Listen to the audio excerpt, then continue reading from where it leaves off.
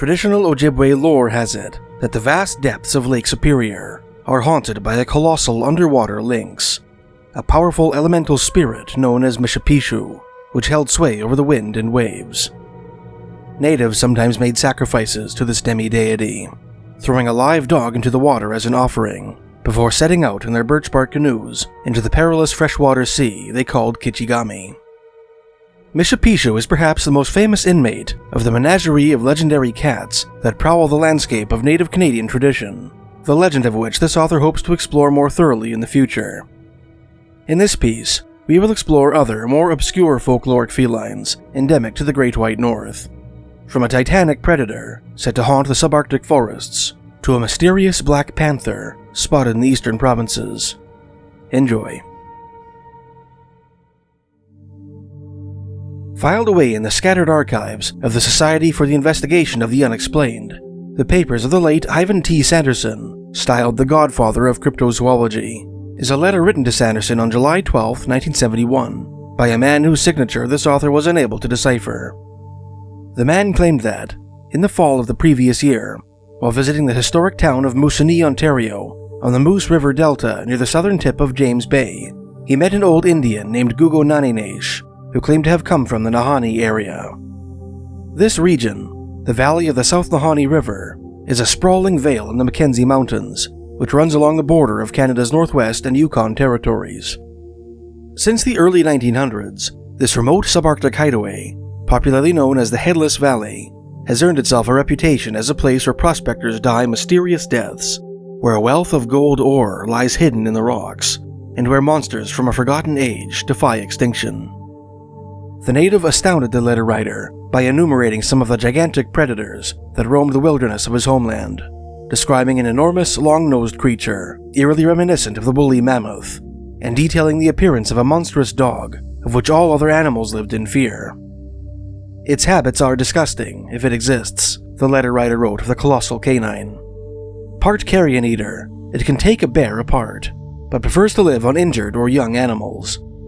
Its delight is to snatch the young from the mother whilst she is in the process of giving birth. Also said to attack man on sight. Almost invincible, he has but one enemy. Now hang on to your hat. That enemy is a lion.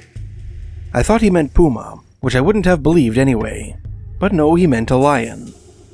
The lion itself is a giant, at least as big as the bloody dog, and apparently afraid of nothing. Very hairy, with a large woolly mane extending nearly all over its body.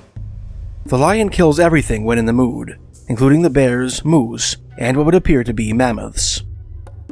In addition to evoking the famous Smilodon or saber-toothed tiger, this enormous Nahanni lion elicits images of the North American cave lion, an extinct subspecies of lion believed to have roamed the western end of the continent from Canada to Mexico, before dying out in the last ice age. This fearsome feline is believed to have been 125% the size of the modern African lion, making it one of the largest cats to ever exist. It must be mentioned that the North American cave lion is believed to have lacked the shaggy mane that fringes the heads and necks of male African lions. This attribute, however, is not necessarily inconsistent with the creature described by Gugo, as the letter writer called his informant, whose large woolly mane covered its entire body.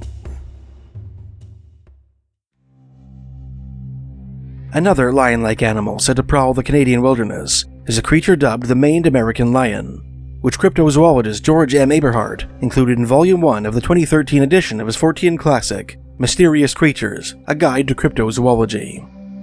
Aberhart described the creature as resembling a male African lion in appearance, with a shaggy coat of brown or tawny fur, a thick mane around the neck, a muscular frame with a length of 5 to 8 feet, and a shoulder height of 3 feet. While most sightings of this mystery feline took place across the United States, there are at least 3 set in Canada, namely 2 in the maritime province of New Brunswick, and 1 in northern Ontario. Aberhart avowedly drew his information on these Canadian sightings from cryptozoologist Lauren Coleman's 2007 book, Mysterious America. Coleman, in turn, derived his information from the fieldwork of the late Bruce Stanley Wright, a forest biologist who served as lieutenant commander in a Royal Canadian Navy combat diving unit during World War II. The first documented Canadian sighting of the maned American lion took place on March 1, 1941, on a forestry road in western New Brunswick. While hauling a log down this remote byway, a man driving a team of horses came upon what he described as a large cat-like animal sitting in the middle of the road. The teamster characterized the animal's color as a mixture of yellow-gray and reddish, with hair so long in the collar area that it made the feline's neck appear thicker than its head. The big cat responded to the panicked whinnies of the horses by coolly rising and padding off into the woods. The next Canadian sighting of a maned American lion took place in a Canadian Shield far to the northwest, in the town of Kapuskasing, Ontario, located on the remote Ontario Highway 11, roughly halfway between Lake Superior and James Bay. In June 1960, local farmer Leopold Dallaire reported seeing what he described as an African lion on his property. The creature had light tan fur with a mane around its head and neck, and a bushy tuft of fur ornamented the tip of its 4-foot tail. It stood at least 3 feet tall and had a length of about 5 feet from its nose to the base of its tail. In response to the sensational report, an Ontario wildlife officer named Ori Lewis is said to have made the derisive remark, "Mr. Dallaire has been watching too much TV." 4 years after Dallaire's sighting, the maned American lion surfaced once again in the wilderness of western New Brunswick, this time in the wooded hills south of the St. John River, roughly 40 kilometers southwest of the provincial capital of Fredericton. While traipsing along Magundy Stream with a pair of bird hunters, hunting guide M. MacDonald of the southwesterly village of McAdam spotted what he described as a large dark brown cat with a long tail, which he claimed looked exactly like an African lion. What is the mysterious maned feline that stalks through the forests of eastern Canada? In his book, George Aberhart put forth 3 theories as to its identity, proposing that it might be an African lion escaped from a zoo or circus, a misidentified domestic dog, the Chow Chow, Brittany Spaniel, and Newfoundland being suspected candidates, or a relict North American cave lion.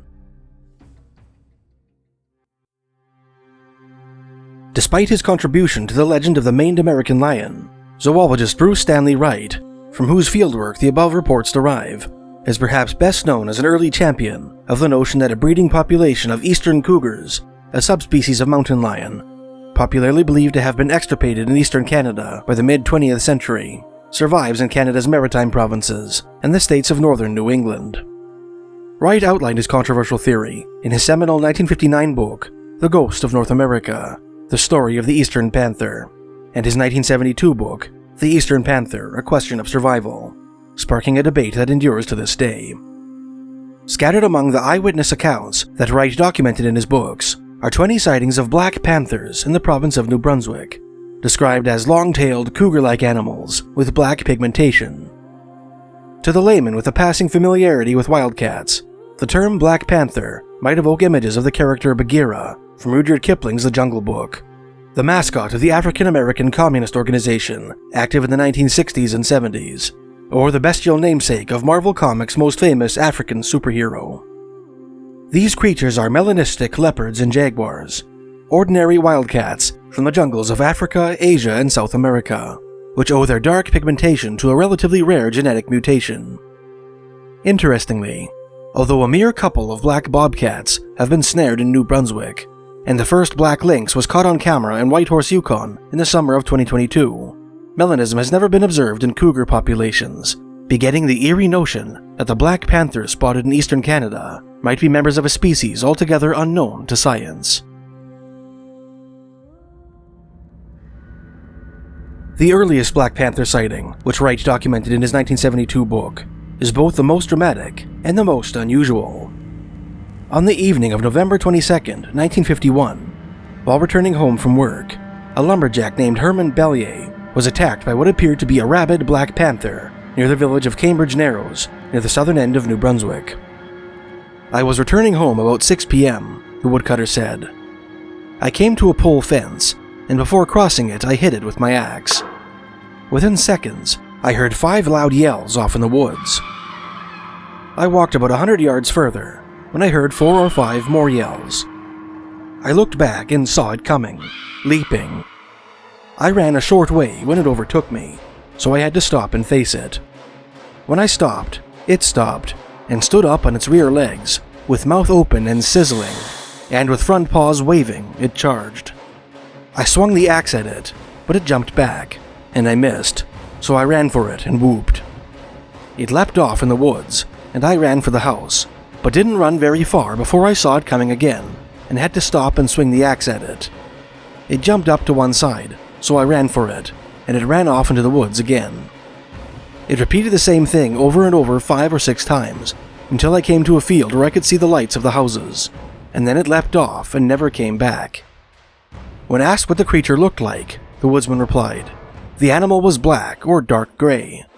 Its tail was at least 2.5 feet long, and it was at least 6 feet long." The most significant flurry of New Brunswick Black Panther sightings took place in the woods surrounding CFB Gagetown, a large Canadian Forces base constructed in the mid-1950s in southwestern New Brunswick, just southeast of the provincial capital of Fredericton. In September 1955, Camp Commandant Lieutenant Colonel Waugh was walking his dog Pal, a robust Chesapeake Bay retriever, along a dirt road at the base of Blue Mountain, beyond the far southeastern end of the base, when he saw a large black feline watching his canine companion at the edge of the trees. It was a cat, he said, larger than Pal, black in color, and with a long cat-like tail. My first thought was to get a hold of the dog, as if it tackled him, he would have no chance. However, as soon as it saw me, it ran up the very steep slope at an amazing speed. 8 months later, 2 soldiers returning to the base at night caught 2 large reflective green eyes in the glare of their vehicle's headlights. The eyes proved to belong to what one of the soldiers described as a cat slightly larger than the colonel's dog, and black in color. It had a long tail that swished from side to side as we passed. Following a succession of more prosaic cougar sightings, along with reports of a mountain lion described as shaggy and roughed up, which descriptions Wright interpreted as indications of mange, more Black Panther sightings were made near the base and in a cemetery outside Fredericton in the summer of 1962. The most noteworthy sighting was made by Corporal Blair Hare of the Royal Canadian Dragoons, who observed a pair of jet black panthers with his binoculars near the site of Lieutenant Colonel Waugh's 1955 sighting. Similar reports of black panthers were made throughout the province. Back in July 1948, 2 veterinary professionals, Drs. D.B. Butterwick and Dr. J.M. Barrett, drove past what they identified as a very dark brown panther, with a body as long as a full-grown bear, on the Rishobucto Road east of Fredericton. On September 17, 1951, a logger came upon what he first took to be a young black bear standing in the pouring rain on a back road near the city of Bathurst, New Brunswick, on the southern shores of Nipisiguit Bay. As the creature fled into the woods, the logger caught a glimpse of its long tail, which disqualified it from the Ursine family. In March 1958, a man named J.D. MacDonald, while driving alone on a gravel road outside the settlement of Chamcook, New Brunswick, just west of Passamaquoddy Bay, spotted a large cat with a long tail standing in the ditch. The animal was quite definitely black, MacDonald said, and my first thought was that it was a panther. It may have been 3 feet long, not counting the tail. Several black panther sightings were made in the province in the summer and autumn of 1959. The best documented of these took place on the night of October 21st on a lonely country road in western New Brunswick. While driving, an anonymous witness watched a small dark panther slink across the road in front of him. It was black as a bear, he said, the picture of ease and grace, and about 40 pounds in weight. A year later, on October 29, 1960, a similar creature was spotted by 2 men driving on a wooded road in the same area. The witnesses described the cat, which they saw walking slowly across the road, as having a length of 3 feet, an 18-inch long tail, and a coat of either black or very dark brown complexion. In July 1961, 3 boys biking to school on the outskirts of Fredericton spotted a large black cat the size of a German shepherd lying in the ditch. Wildlife officers who later responded to the report found the track of a large cat at the place where the animal had been seen. About a year later, another black specimen was allegedly seen on the outskirts of the Devon district at the northeastern end of the city. Black panthers were spotted in New Brunswick on 3 separate occasions in 1967. On August 16th of that year, tractor operator Victor Collette spotted a long-tailed, 4-foot-long jet-black wildcat crossing Hanwell Road near Fredericton while heading to work at 7:50 a.m. It glittered in the sun, he remarked, and its hide would make a beautiful pelt. 2 nights later, a man encamped nearby spotted a large black animal in his yard, with a length of 5 feet and a height of 1.5 feet, which he drove off by rattling his stove lids. 2 months later, a hunter spotted a similar animal in the woods about 10 miles away, as did a pair of observers on the outskirts of Fredericton on August 12, 1970. Wright addressed these mysterious black cougars in an analysis at the end of his book. After disproving some of his early hypotheses that these sightings might be misidentifications of regular colored mountain lions, rendered dark by the position of the sun or wet fur, he wrote, "I now believe there are a few black specimens of the panther in eastern North America. There is one long-shot explanation, to which I give little credence, that the black individuals are escapees. We now know that lions can survive Canadian winters with a minimum of shelter. Why not leopards, who live farther north in the Old World? Perhaps black leopards escaped, or were turned loose in this area, but none have been reported to the authorities. The extreme northeastern section of the panther population has been isolated for more than 100 years, and it is in this section where melanism is most frequently reported. If it had developed in this region as the records indicate, it is an extreme variation that has occurred in an isolated peripheral population."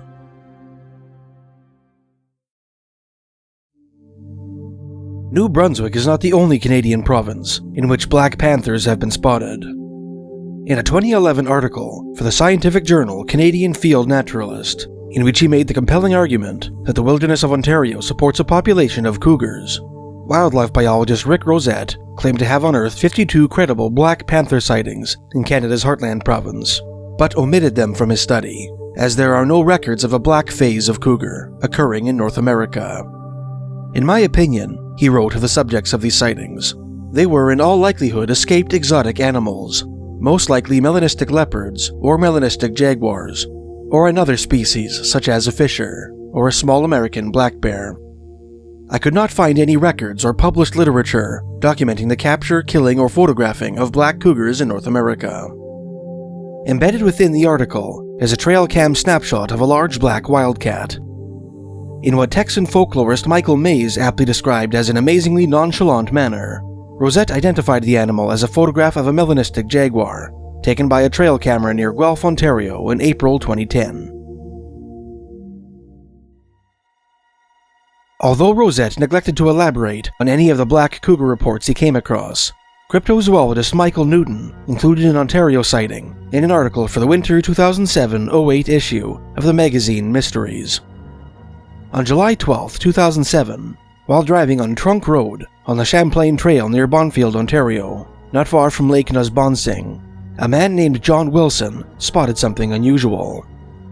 "I saw this rabbit running straight for my truck, like something was chasing it," he said. "All of a sudden, this black thing came out of the bush. At first, I thought it was just a dog, but when it turned sideways, I saw its long, curvy tail. As soon as it saw me, it headed right back into the bush." According to Newton, local legend has it that the Black Panthers of Ontario are descendants of exotic cats once kept by a farmer from the southwesterly municipality of Powassan. Although the government forced the farmer to destroy his menagerie as part of an effort to curb a tuberculosis outbreak, rumor had it that 4 black kittens survived the purge and fled into the Ontario wilderness, where they proliferated. Cryptozoologist Craig Woolheater, who also documented Wilson's sighting on his website cryptomundo.com, included the testimony of another Bonfield resident named Marlene Tilson, who owned property on Trunk Road. "A few weeks ago," Tilson said, "my husband went out in the back field to feed the horses, and he said he saw something big in black. At first he thought it was a bear, but it had a long tail and was about the size of our Labrador Retriever. You can hear it at night. It has a loud, high pitch, like a screeching sound." Although less common than their New Brunswick and Ontario counterparts, Black Panther sightings have been reported in other provinces in the eastern half of the country. In his 1972 book, Wright included the report of a 7-foot-long black panther spotted on 4 occasions in Nova Scotia's Cobequid Hills at the northern end of the province, namely in June 1951, September and December 1952, and February 1953. In the spring 2009 issue of the magazine Mysteries, The editor alluded to a case in which multiple witnesses saw a large black cat prowling near the remote town of Springdale, near the northern end of Newfoundland in November 2008. And in an article published in the fall 2007 issue of Mysteries, journalist Amy Wolvett described her own sighting of a similar creature on April 9, 2007, which she made while driving her car toward the Sable River at the southern end of Nova Scotia. Upon reporting her sighting to the Provincial Department of Natural Resources, she was told that, despite hundreds of similar reports that they receive every year, the government refuses to acknowledge the existence of such creatures in the province. Another unusual Canadian feline was alluded to by reporter Jim Brunskill in a 1998 article for the Ottawa Citizen. The Sliver Cat, Brunskill wrote, prowls central Canadian forests, wading in trees to impale humans passing below with its long spiked tail. Brunskill almost certainly obtained this bit of folklore from writer W. Hayden Blackman's 1998 book, The Field Guide to North American Monsters, which includes a section on a creature of American logging lore, a massive wildcat with a spiked tail, said to haunt the forests of the Great Lakes region and central Canada. One of the most repugnant monsters discovered by lumberjacks, Brunskill wrote, is the devious and brutal Sliver Cat, a devoted man-eater. The beast is somewhat similar to a mountain lion or puma, with a powerful body about 5 feet in length, retractable claws, and razor-sharp senses, including highly developed night vision. The beast, which lives only in the branches of tall trees, can reach up to 300 pounds and be recognized by its low, ominous calls. Blackman went on to describe the Sliver Cat's unique prehensile tail, a supple, muscular, 11-foot-long weapon tipped with a hefty knob of spiked bone. The creature used its natural morning star to impale any humans who dared to trespass on its haunts. Another, less sensational variation of the Sliver Cat legend appeared in the December 1940 issue of the magazine Minnesota History, in an article entitled Imaginary Animals of Northern Minnesota, written by Marjorie Edgar of Marine on the St. Croix, Minnesota. When I was working on the north shore of Lake Superior in 1927 and 1928, Edgar wrote, there were fantastic animals in the backwoods, even stranger than the moose and porcupines which startle the tourist from the south nowadays. Wherever I went that winter, by bus or fish truck, on the highway or on snowshoes in the woods, wherever I camped the following summer, I heard stories of these strange creatures, the folklore of our north woods. Sometimes the storyteller hoped that I might believe in the animal, as in the past the Green Rangers and Green Lumberjacks had occasionally believed. Probably the creatures were originally created to fool the listener, a stranger to the country. They were fine stories too to tell the children, and most children of that countryside knew them as they knew the Paul Bunyan tales from their fathers who were woodsmen. Edgar went on to relate some of the strange animals she was told about, including the pale snow snake, which ambushes and constricts unwary winter travelers, the whirling wampus, which snatches its prey during blizzards, and the wild tea kettle, whose high-pitched hisses could be heard in the woods. After describing the mischief wrought by the Argo Pelter, a small creature which hid in hollow trees and hurled pieces of wood at passing pedestrians, Edgar wrote, living in the same deep woods, but far less dangerous, is the Sliver Cat, also called the Splinter Cat, which breaks off pieces of wood with slivery ends and throws them across the trails. The Sliver Cat looks a little like a porcupine, with its spines pointing the wrong way. Given the apparent absence of similar stories in classic Ontario literature, the legend of a Sliver Cat could easily be dismissed as a charming but ultimately fictitious product of American lumber lore, perfectly at home in a Paul Bunyan story from the logging camps of the upper Midwest, were it not for a handful of unnerving coincidences. In Ontario's Muskoka country, in the heart of the Sliver Cat's supposed hunting grounds, is a promontory known as Sliver Cat Hill as early as 1907, indicating that the term Sliver Cat was not unknown in the Ontario wilds in the heyday of lumberman folklore. It is certainly possible, however, that the landmark owes its name to an old logging term for splinters on stumps standing up 2 to 4 feet, which whistle in the winter wind, defined by L. G. Gordon in his 1956 book, Loggers' Words of Yesteryears.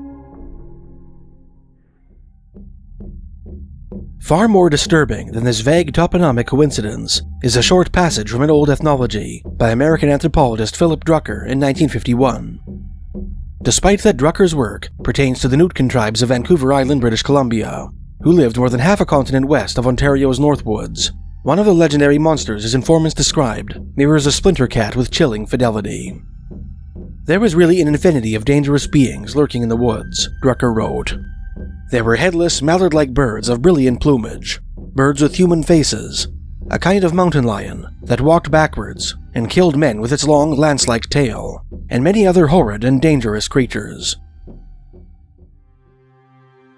While skeptics might dismiss these tales as the products of misidentification, or tall tales told for the benefit of credulous outsiders, the sheer volume of Canadian big cat reports hint at a more disturbing possibility.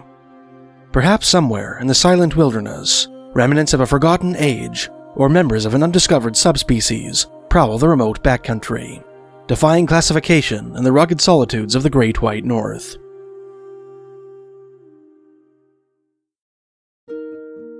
Thanks for watching. This channel is on life support, but I've been able to continue making videos thanks to your generous assistance. I'd like to thank everyone who has helped me get through this rough patch by donating, making purchases on my website, becoming a patron of the Gary Mangiacopra Archive, and becoming a member of this channel. Your help is truly appreciated. I would also like to invite those who would like to show support and have the means to do so to consider becoming a member of this channel. For $2 a month, you can officially join this channel by clicking the Join button on my channel's homepage. Every time you leave a comment on one of my videos, a little Canadian monster will appear beside your name, which will change with the amount of time you've been a member. You can cancel your membership anytime by clicking your profile image in the top right-hand corner, clicking Purchases and Memberships, Manage Membership, and Cancel. Thank you for helping keep this channel alive.